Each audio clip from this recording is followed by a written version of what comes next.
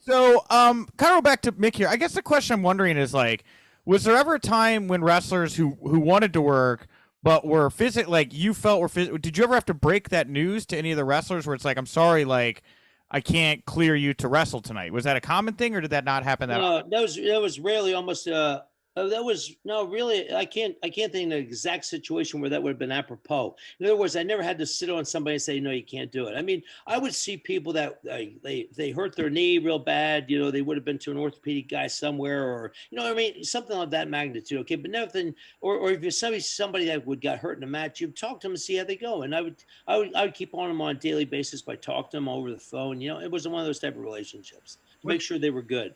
And if they weren't good, they wanted to see somebody. We always had everybody's best interest. In other words, if there was a particular type of problem, okay, we give them to the right specialist. What were your thoughts when Mick Foley was getting hit like 17 times in the head by The Rock? Like, what was going through your mind when you see something like that play out? That kind of brutality. Well, it is what it is. You know what I mean? A lot of times, these are two highly professional athletes that are, they do it their way. I mean, there's so much you can say and so much you can do. Do I approve everything?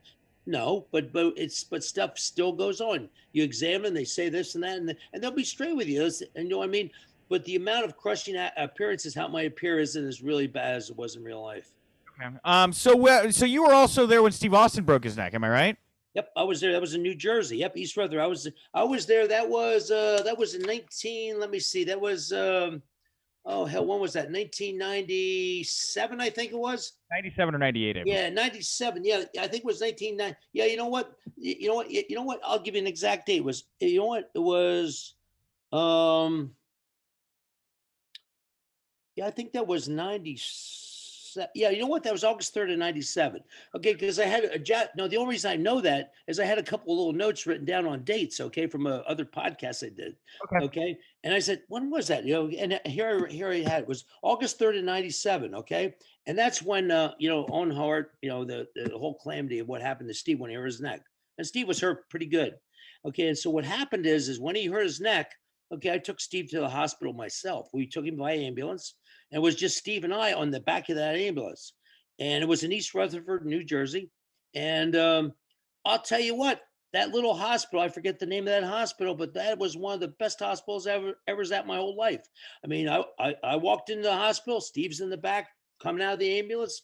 And it was unbelievable. I talked to the head administrator there, the hospital. They knew we were coming. I said, listen, and they brought people in. They didn't stay there all night. It was one of those type of ordeals at this hospital. So I said to the hospital administrator, I said, listen, I need this, that, and that done. She said, Doc, whatever you want, just tell me. I'll have the right people come in. Within 2 hours, we had it all done. We had everything, all the scans done, everything done. Because that's, as an ER doc, I like it that way myself. So anyway, Steve was done, went back on the ambulance. We went back to East Rutherford, back to the arena. And the following day, they put me on Monday Night Raw, where I talked to Sergeant Slaughter. You'll see me on Monday Night Raw. Sergeant Slaughter interviewed me the next day on Monday Night Raw. Right. Yeah, of course. Yeah. Yeah. And so, Yeah. so what? How was Steve in the ambulance? You say it was just the two of you in that ambulance. What was that ride like?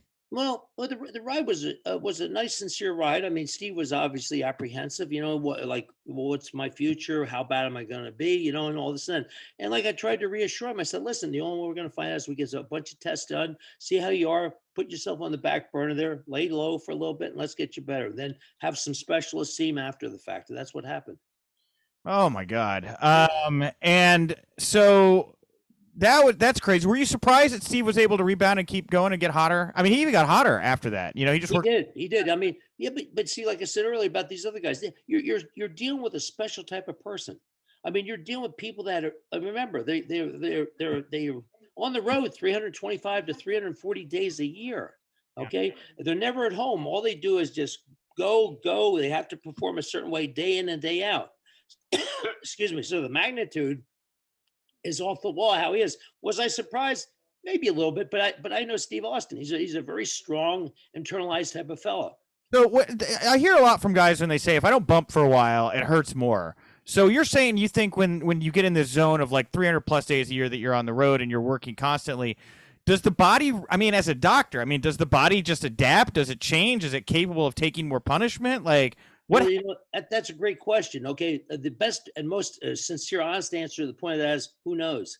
Who knows? There's some guys, some guys can do it, some guys can't do it. I mean, why is it that a guy breaks his ankle and he can go out there and play a football game to the end of the quarter and then the next day he wakes up, he can't walk, or what? I mean, it's that type of mentality. But these guys, they're, like I said before, they're special type of athletes, and my hat's off to every one of them.